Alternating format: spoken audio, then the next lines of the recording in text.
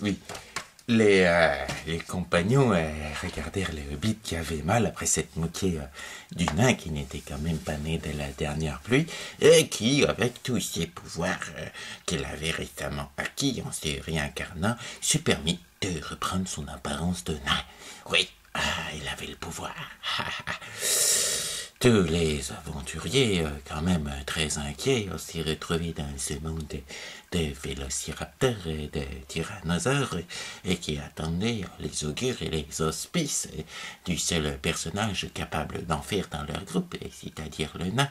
Quoique l'elfe eut quelques capacités, mais il se sentait troublé par la perte de ses pouvoirs, la sensation qu'il avait vraiment vécu quelque chose qui le remettait un petit peu en dessous de ce qu'il était, c'est-à-dire un archimage. Il avait la sensation qu'il s'était fait bien niquer dans la cité des reins, une sensation qui était très vive et qui avait été confirmée lorsqu'il avait posé la question d'Eva. Me suis-je fait en quelque sorte peut-être manipulé par les puissances? Est-ce que je continue à vivre dans un futur quelque part? Et là, le Deva lui avait fait, selon la théorie des temps et des plans, il est fort possible, probable que peut-être un double de toi vit un futur dans une autre ligne temporelle, mais dans cette ligne temporelle-là où tout a été chamboulé, eh bien, attends-toi à ce que ton futur ne soit pas ton futur. Il est bien normal qu'il y ait une certaine rétribution et que tu te retrouves dans cet état-là. Si cela avait un énorme impact sur le magicien, car les magiciens sont des personnages destinés à devenir les maîtres et les rois du monde à haut niveau, cela en avait moins sur la voleuse qui se dit bon que malgré tout, elle continuait à être bénie par les puissances et qu'elle avait toujours un ou deux sortilèges en repas d'araignée qui lui venaient dans nos saisons. Ça ne gênait pas extrêmement le paladin qui de toute façon avait accès directement à tous ses pouvoirs majeurs relativement à bas niveau. Il était bon, peut-être un petit peu gêné de ne pas avoir de destrier, mais franchement se retrouver à monter sur un vélociraptor plutôt qu'un cheval, il préférait attendre un peu. Ça n'avait pas non plus énormément d'influence sur le barde, parce que les bardes, franchement, ça sert pas à grand chose, hein. Donjon Dragon, c'est si, ça. C'est. Non, en fait, non. Si, ça raconte des histoires, mais bon, c'est comme ça, quoi. Ça n'avait pas énormément d'influence à première vue sur le guerrier qui ne s'était pas rendu compte de la perte de son pouvoir, parce qu'on ne se rend compte de la perte de son pouvoir que lorsqu'on se mesure à l'aune d'adversaires, et pour l'instant ils avaient plutôt fui. Et ça n'avait pas eu d'influence sur le hobbit qui de toute façon était devenu un petit hobbit. Ça avait de l'influence sur le Deva qui se sentait bien malheureux, bien malheureux. Mais le nain, lui, revenait de la mort. Et il semblait revenir plus fort. Et là, tous les aventuriers se regardèrent et demandèrent au nain, alors comment on fait? Tu peux faire une augure, tu nous expliques qu'est-ce qui t'est arrivé, comment on sort de là. Nous avons la sensation que nous n'avons peut-être plus beaucoup de chance de nous en sortir, de choses à vivre. C'est compliqué, on n'a pas eu de chance quand même, il y avait 14%. Est-ce que c'est nous qui allons refonder être les membres de cette cité-là dans le futur? Qu'est-ce que tu peux quelle est la direction qu'on doit suivre? Est-ce que tu peux faire une sorte d'augure?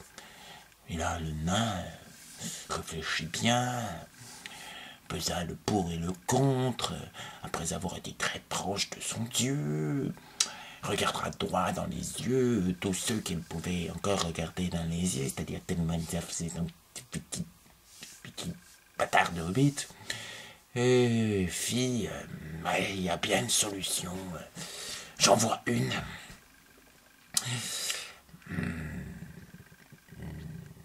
Combien de fois peux-tu ramener à la vie ami Deva, fit-il au Deva.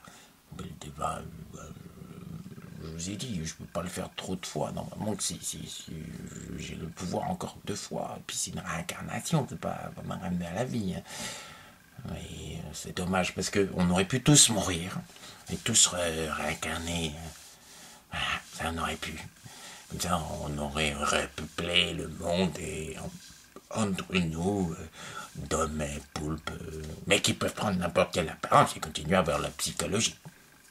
Et la philosophie signifia au nain que quand même repeupler le monde, il y aurait comme un problème de consanguinité, quoi. Parce que, bon, si le déva, éventuellement, ça pouvait être un être androgyne, là, le déva dit non, non, non, je ne suis pas androgyne, je suis un garçon. Bon, alors si le barde pouvait être un être qui aimait les deux, mais il est resté quand même un mâle, et ça faisait qu'une femelle, et une femelle pour cette mâle, c'était un peu compliqué quand même aller vers des petits. Donc c'était pas. Non, non, c'était pas une solution envisageable. Il devait être un peu atteint, le nain. Il doit être atteint, lui fille. Bon, sinon, j'ai eu un signe chez le nain. Ah! Mais si j'ai eu un signe quand même. Qu'est-ce qu'on doit faire? Bah, il faudrait que vous plongiez dans le vaisseau qui est dans l'eau. Il faudrait qu'on réactive les machineries, les machines qui sont en bas. Et là, eh bien, en réactivant ceci, on pourrait avoir un moyen de voyager éventuellement à travers l'espace et les dimensions. Il y a eu un long silence qui ne fut rompu que par le brame, au loin, très éloigné, d'un tyrannosaure, dévorant sans doute quelques vélociraptors. Ce fut le magicien qui retrouva son esprit le premier, regarda le nain et lui dit « Tu suggères que nous devenions des voyageurs de l'espace et des dimensions. T'as vu ce qui se passe entre l'espace et les dimensions. On a atterri sur le cul d'une entité appelée Azathoth et on s'est retrouvé dans un état qui était relativement lamentable, à se mélanger comme c'était pas possible.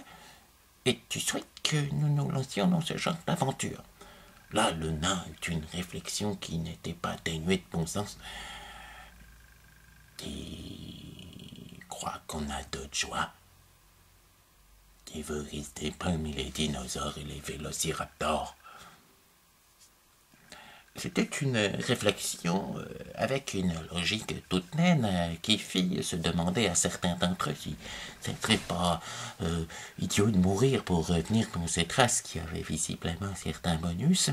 Et après un conseil assez rapide, ils décidèrent tous que effectivement c'était la seule façon de se sortir d'ici, plonger dans ce vaisseau, essayer de le remettre en ordre. Alors, bon, tous plongèrent.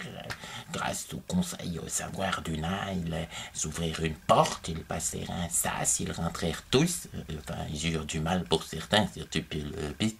Mais quand même, le paladin finit par expliquer au nain que c'était pas gentil de laisser le bit en train de se noyer. Bon, finalement, tout le monde se retrouva dans le vaisseau et ils commencèrent à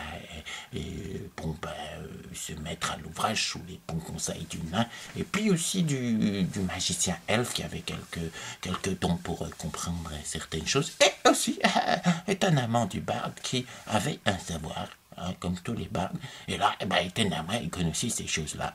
Va-t-on savoir pourquoi? Après tout, il était aussi héros de Plouf, lui également. Des ouïes, je rappelle.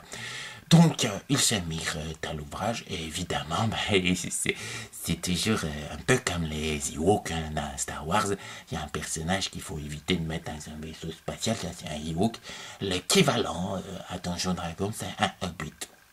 Au bout de, une demi-journée de travail, le Hobbit ne put s'empêcher de regarder avec une certaine curiosité la petite manette rouge que le nain lui avait demandé expressément de ne pas toucher. Une belle petite manette rouge.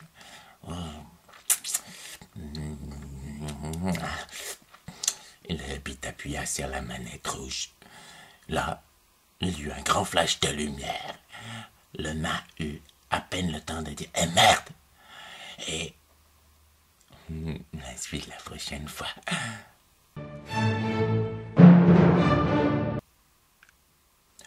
Il y en a qui se demandent effectivement si après les chroniques Donjons Dragons, je vais pas me lancer dans des chroniques de science-fiction. Pourquoi pas? Il y a bien eu l'univers de Spelljammer où sur un vaisseau on navigue sur le phlogiston. Mais j'ai peur qu'avec une équipe comme ça, je n'en vienne à détruire un fort trop grand nombre de planètes. Et que je doive renommer leur vaisseau l'étoile de la mort.